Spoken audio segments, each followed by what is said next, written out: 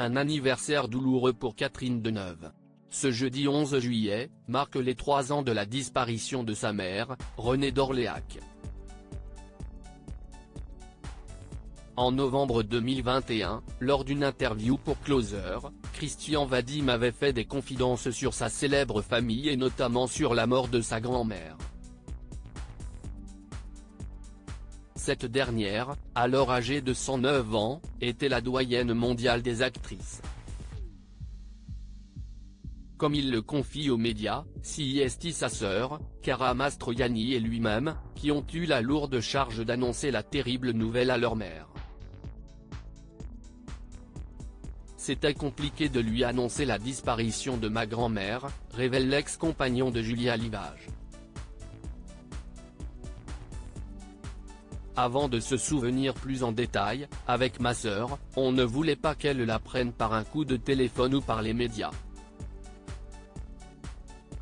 Ce fut un moment terrible. Ma mère rentrait de Cannes avec cette joie d'avoir pu présenter son film, qui avait eu de super critiques.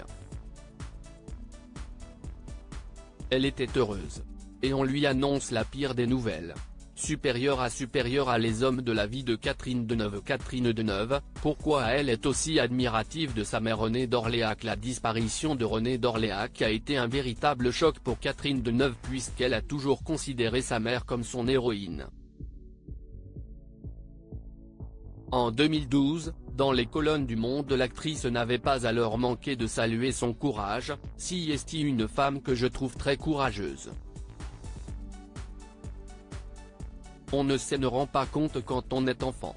On ne comprend qu'avec le temps. Elle a été comédienne très jeune, elle a même joué enfant au théâtre et fut doyenne de l'Odéon à 30 ans.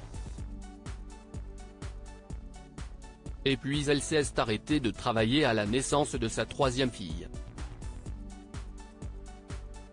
Avant de poursuivre, c'est un gros truc que d'élever 4 enfants. D'autant qu'elle nous a laissés assez libres. Mais le mot exemple ne convient pas car on ne veut jamais faire comme ses parents. Disons que c'est une belle image de femme vieillissante.